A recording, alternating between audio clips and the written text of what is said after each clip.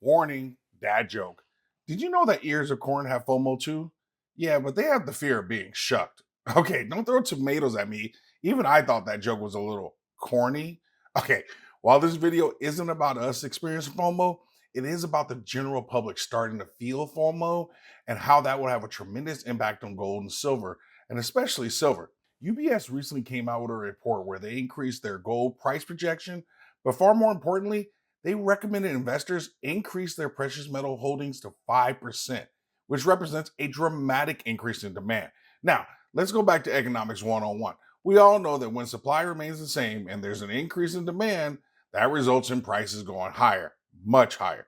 But let's talk about it. What is good, Stackers University? It's so good to have you here with me today. We are still chasing that elusive 10,000 subscriber mark. So do me a favor, hit subscribe and help me get over that hump. Now, I'm not going to say there's a conspiracy, but we all know banks don't love gold and silver largely because they can't make money off of our real money in the form of gold and silver. It now appears that they have gotten to the point where banks just can't ignore gold and silver anymore. Ironically, they are starting to see the light after gold has almost doubled over the last 2 years. Think about this. Towards the end of 2022, we were buying gold around $1,700 an ounce, and now it's trading above $3,300. That's insane, especially when you consider that Joe Public has been chasing the Mag 7 to levels beyond belief. Already, gold is up 25% this year. Now, back to this UBS report. They aren't just bullish, they are basically going all in as a bank can go, as they recommend holding gold in both their global and Asian portfolios. So, how does UBS's recommendation that investors increase their gold and silver holding to 5% represent a potential 10x increase in gold and silver demand? Now, I will admit that getting good factual data around this is kind of like trying to nail jello to the wall, if you know what I mean. We've all heard Rick Rule quote the stat that around 1/2 of 1% is allocated towards metals, which means a 5% allocation would be a 10x increase. But if we take a little more conservative look and we take a look at this chart from Tavi Costa, we see that over 71% of advisors have between 0 and 1% allocation. There's also this chart where 84% of individuals report that they don't hold any silver or gold. No matter what, we finally got what we wanted and needed. Banks and large institutions finally acknowledging that everyone needs some exposure to gold and silver. It's easy to lose sight of this, but we have to remember that much of what has driven gold prices to almost double in 2 years has been central banks, not institutions or the public. One way to measure this is by looking at this chart from UBS where they show ETF demand, central bank demand, and other investment demand for gold and silver. Notice that you can barely see the blue ETF demand in 2024. Almost notice how in 2021, 22, and 23, there were negative outflows in those ETFs. Now notice their projection for 2025, which is not only significantly higher, but an increase to around 500 metric tons in ETF holdings. What we've experienced over the last 2 years is really the smart money and central banks positioning and preparing themselves for what they know is the inevitable. I mean, it almost feels like gold reaches a new high every week. In fact, gold has closed above $3,000 an ounce more than 35 times this year already. Really, let that really sink in. That means gold has already spent 40% of this year above $3,000. And now we have several banks projecting $3,800 in the upside target for this year. Now, I'm not going to say this is a perfect storm of economic and geopolitical factors, but we definitely have 8 factors that are driving these conditions that are going to really, really help us. One, tariff and trade concerns. The tension between the US and pretty much the rest of the world, especially China, only increases economic uncertainty and will lead to disruption in supply chains and rising costs. Two, geopolitical concerns. We've already seen this cause investors to dump bonds for the safety of gold and silver. This undoubtedly has played a role in demand and the price rally and should continue on. Three, recession concerns. As the public begins to deal with the reality of a recession, that fear always encourages investors to move away from riskier assets into gold and silver because of their hedging ability, as we all know. Four, de-dollarization.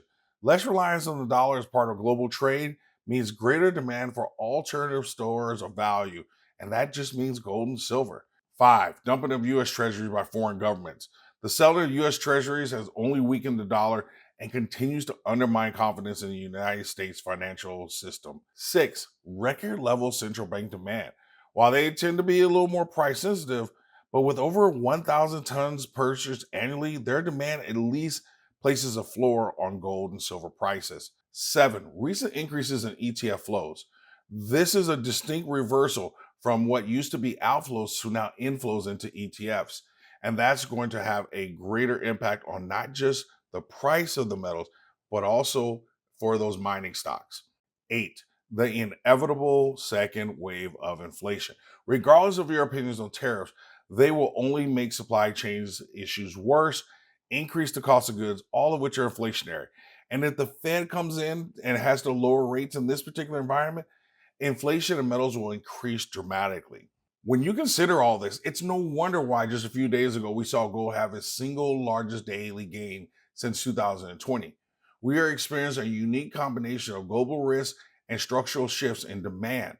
Remember this chart which shows the ratio of real assets to financial assets. We simply live in an overly financialized world, and that shift is coming, especially as we've seen the stock market stumble.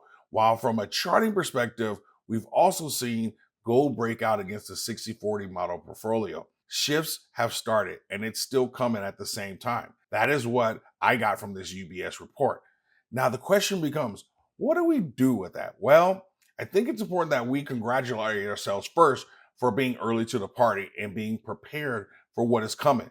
The bad news is I don't think we have as much time as we used to think. And it's so weird because it seems to go slower than we anticipate, and then it starts to go really fast all of a sudden. So it's important that you make smart but the right moves for you and your particular situation and your goals. With UBS and others now taking notice of and publicly talking about metals and our current environment, we absolutely have to pay close attention to this ever-changing environment and focus not only on our wealth protection, but potential growth as well. As a real doctor, that's not your doctor. I can't tell you what to do, but I can tell you what I've done and I'm doing to make sure UBS's recommendation to a 5% holding in metals becomes a 10x for me. First, I'm reviewing my portfolio and holdings to make sure I'm positioned correctly. 2, I'm tightening my spending in ways that are uncomfortable in some ways, because I know every dollar I save provides me extra protection against chaos, gives me future dry powder, and or is a dollar that I can invest right now. 3,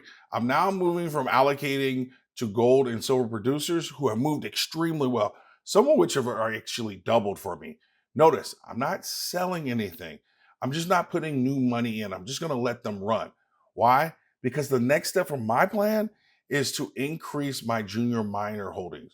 Really, those that are coming into production in the next year, couple of years or so. They are the companies that will have the explosive moves because of their leverage to the price of gold and silver. And the final step, number 4, and I'm sure I'm going to get some hate for this, but I'm closely eyeballing oil and uranium stocks, which have been bombed out. Yeah, go back to uranium, folks. Look at what that chart has done, and it is poised to take off again.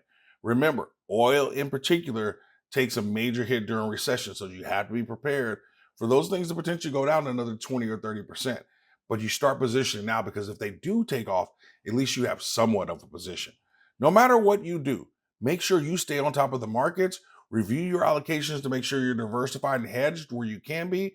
And no matter what, please stick to your plan. Don't chase what sounds hot at the moment. Stick to your plan. That's enough for me. What I want to do is I want to hear from you. So let me know in the comments, are you actively adding to your stack? And what exactly are you adding? Do you think gold will hit $3,100 or even higher this year? Or simply put an A+ in the comments so everyone knows that you always stack smarter and never stop learning.